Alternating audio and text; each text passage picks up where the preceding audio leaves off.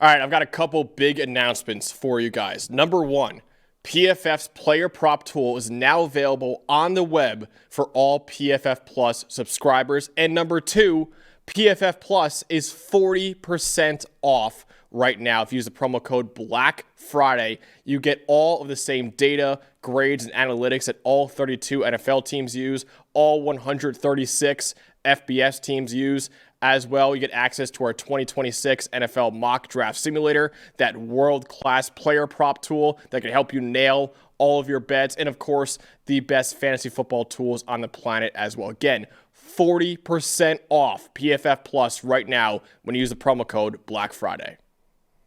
All right, let's get to the playoff bracket real quick to kind of close out the show.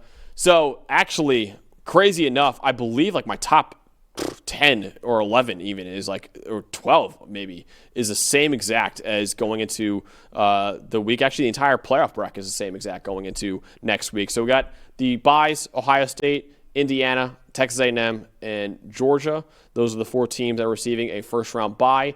As of right now, again, same exact rankings as this past week. First round, at least, we got Ole Miss against James Madison, Texas Tech against Miami, Oregon against Alabama, and BYU against Oklahoma. A couple things right here.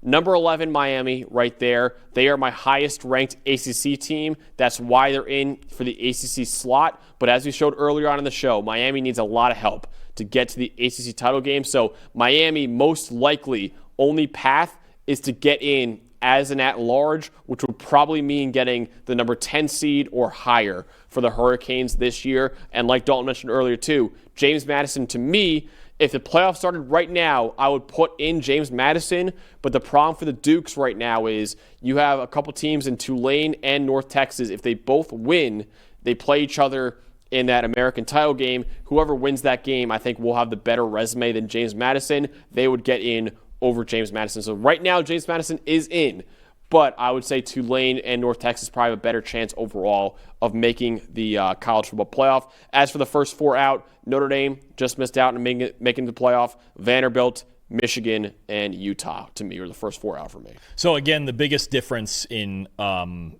your rankings than the official ones are the placement of BYU there in the 8th spot, which I'm with you. I think it's especially this was another really good road win they had against Cincinnati. I don't know if it would be enough to move them ahead of one of these teams, but I think the lesson here is, look, we're making assumptions here, and it's a late night game out west, but making assumptions that Notre Dame is probably not losing to Stanford in all likelihood. You're going to see what you have this week is a group of teams that are rooting like all hell for Auburn to beat Alabama, for LSU to beat Oklahoma, for Mississippi State to beat Ole Miss, and for Washington to beat Oregon. Any of those teams, because Alabama would be out with 3 losses. Yes. Oklahoma's probably out with 3 losses, Yep. especially if you get like a Vandy win or a Miami beating Pitt and all of that, right? Oregon's in trouble. Oregon's version of 10-2 is still not great. I don't want to call it must win at Washington, but it's not far from it. So your best win would be over 9-3 USC. I'm telling you, theoretically. Oregon's 10-2, and I don't think Ole Miss's version of 10-2 is great either outside of the Oklahoma win, which helps a lot in that scenario still, but then it's like, what do you do? The Lane Kiffin factor is going to play a factor for that committee. It won't for us. Maybe. It won't for us, but it could for the committee. Unless he's staying. Unless he's staying. Maybe. Yeah. Well, God. Unless he's staying. It's like the LeBron the decision on Saturday. I can't wait. They got to do like a televised special for it. Well, did you see? I forget who it was. I saw somebody like making a theory about like, does he go on game day the next morning, Saturday morning, and just rule? Just if you do that, Lane, if you're listening to the show, if you do that, you have to be staying.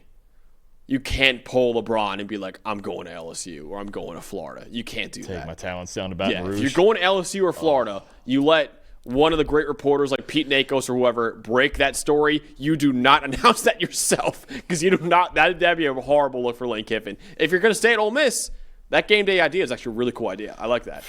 But if not, you cannot go on game day and say you're going to LSU or Florida. That'd be a horrible PR move for him, I think.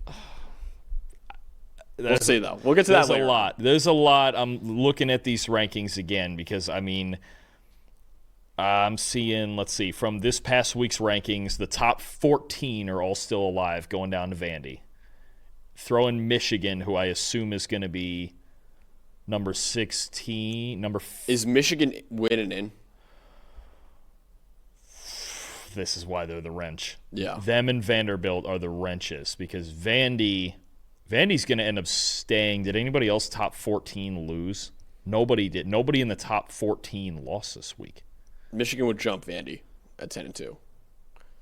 But if Vandy's going on the road to play Tennessee. Tennessee's going to be number 18. If Michigan beats Ohio State, the number 1 team in the country, they would jump Vandy. And Vandy, I think the big problem is tiebreaker. They need Alabama to lose.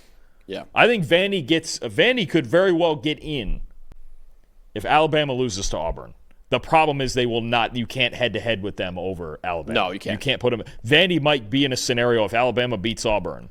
Well, the problem for Michigan too, if they're 10-2 and Oklahoma's 10-2, Oklahoma, I should say, should get in because Oklahoma beat Michigan in week 2. Do week 2 games count? They better. Yeah, you're right. I do think if Michigan I know wins, the week 1 games count. Yeah. If Michigan wins, by the way, they should jump Vanderbilt and Notre Dame. And Miami, too, for that matter. I think that win is like, that vaults them up. Because they got to win over USC, too. Man. Oh, sorry, USC beat Michigan. Sorry. So we're talking about here the ACC thing being what it is. If Virginia, it's to me, I look at this and I go Vanderbilt and Michigan are the two because they're going to be rooting. You just look at some of these other scenarios. They're going to be rooting for Pitt. They're going to be rooting for Kansas to beat you. All the underdogs that these teams are rooting for. Oh, we're getting wild now, Max. Yeah. If we were to get if this was the week we were to get a slew of upsets, I wouldn't even know what to do with this. There is still a chaos scenario. We thought it was dead earlier. It is still alive. That ACC gets left out altogether. There is still a scenario. Yeah, it is. That is way too simple a scenario for Duke to get in the title game. Yeah, that's way too simple.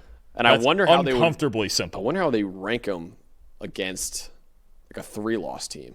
Who? ACC. Oh, if it was SMU, basically. I think SMU would get ranked. Probably. They would over whoever wins the American and James Madison. Probably. At least one of them. It would only take one. It would only take one of them. Yeah. They would get ranked over one of them. They would. Okay. Yeah. Someone asking in the chat, why did Notre Dame drop this week? They didn't drop. I've always said Notre Dame should not be in the playoff right now. Now they can at the very end of the year. They can make it, but I still put head-to-head Miami over them, and I think Bama's got a way better resume at 10-2 than Notre Dame does at 10-2. So that's why this is my personal playoff bracket. The committee's bracket will have Notre Dame somewhere in the top 12. I also think BYU is severely underranked right now too at 10-1 right now.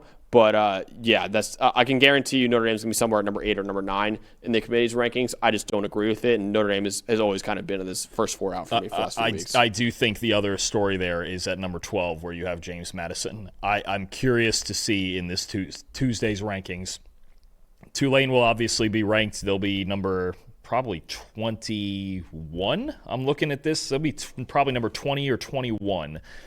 Does North Texas and or James Madison get in the rankings, and in what order? Because I'm looking at Illinois lost, Missouri lost, Houston lost. That's 21, 2, and 3.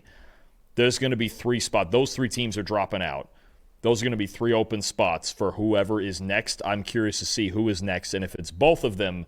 If North Texas is ranked and James Madison is not, because they only beat Washington State by 4, I actually think it's over. And barring the crazy upsets that could potentially happen this coming week, then I think just the American champion is going to get it. Anyone who's wondering, my personal top 25, I had James Madison 22, Tulane 23, North Texas 24. So it is quite literally. And even if it's that close, even if it was a scenario. Now, Tulane's going to be the high. Tulane's probably going to be number 20 or 21 here now.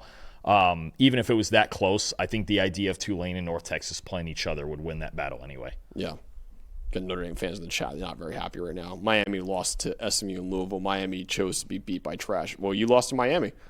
So potential ACC champion, SMU? Listen, you lost to Miami. Week 1 games count. I'm just saying that. We'll see what the committee does, but we'll get to that later. With all of these teams, again, I'm looking at this 1 through 14 all either didn't play or they won this week. So the top 14, unless they mess around with Utah with the win they had, it's not gonna move. God, Miami chose to be beat by trash. Well, then that means that you lost to a team that got beat by trash then. That's your logic right there.